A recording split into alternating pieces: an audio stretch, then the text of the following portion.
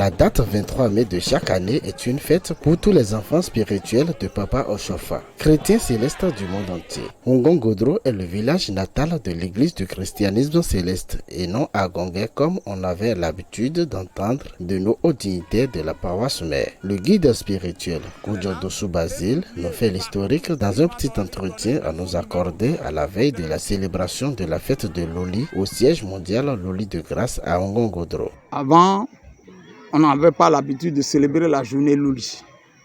Dans cette forêt, la journée Loli a été commencée par là où vous êtes arrivé maintenant. Il n'y en aura plus personne qui a célébré la journée Loli dans cette forêt avant nous. Ce n'est pas Agongé. Agongé n'a pas de forêt. 2, papa venait à Ngongodro pour chercher les bois d'Édem. Depuis 46-47, c'est lui qui vendait des bois d'Édem pour la construction du premier pont de Porto-Novo. C'est dernièrement qu'il est rentré en 1947 et il ne se retrouve plus. Et il a été apporté par le Saint-Esprit dans l'article 16 de la Constitution bleue, qu'il a gardé dans cette forêt pendant 90 jours. Et il est sorti de cette forêt après 90 jours en traversant la rive Godro pour avoir l'accès sur la terre Ngon.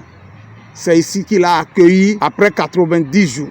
Et il a fait 3 jours là où nous sommes. C'est pour cela que quand nous sommes arrivés ici, nous avons décidé à célébrer la voie Loli.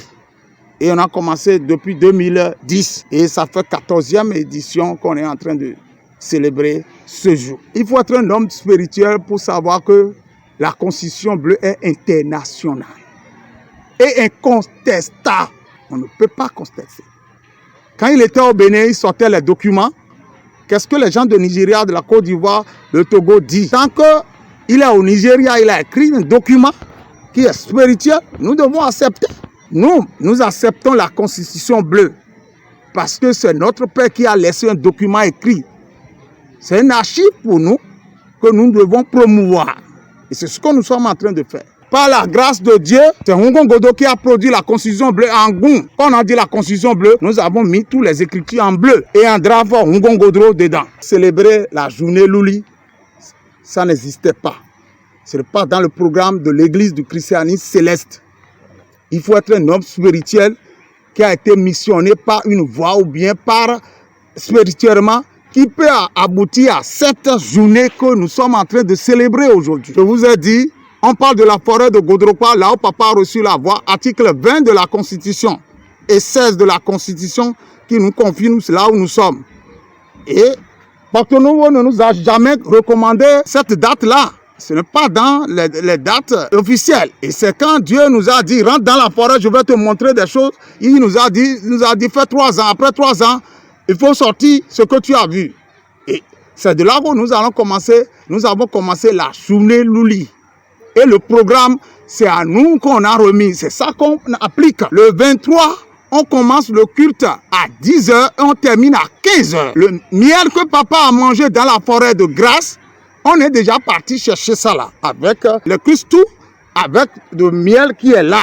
Demain à 15h, on donne la bénédiction, on partage ce miel à tout le monde qui sont là, qui doivent retourner dans leur pays avec cette grâce. L'importance qui est dedans, c'est de venir sur la terre de Ngon. Papa n'a pas amené de moustiquaires, il n'a pas amené de nattes, il a amené que sa Bible dans la forêt. Ça, c'est tenue de vérité.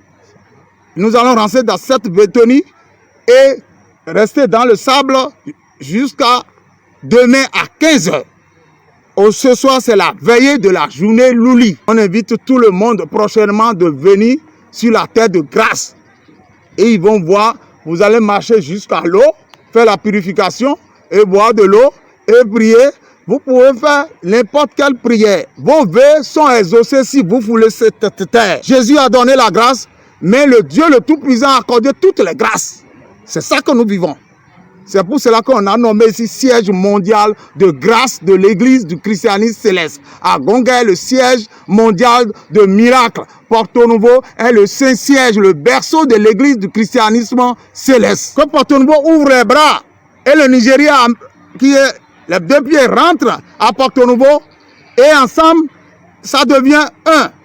Spirituellement, pour que l'Église puisse marcher dans tout le monde entier, pour purifier le monde. C'est ce que nous souhaitons. Nous souhaitons bonne fête à tous les fidèles de l'Église du christianisme céleste et que ceux-là qui doutent encore de cet endroit historique aillent consulter la constitution bleue de cette Église laissée par le révérend prophète pasteur Samuel William Joseph Oshofa pour en savoir davantage. Alléluia.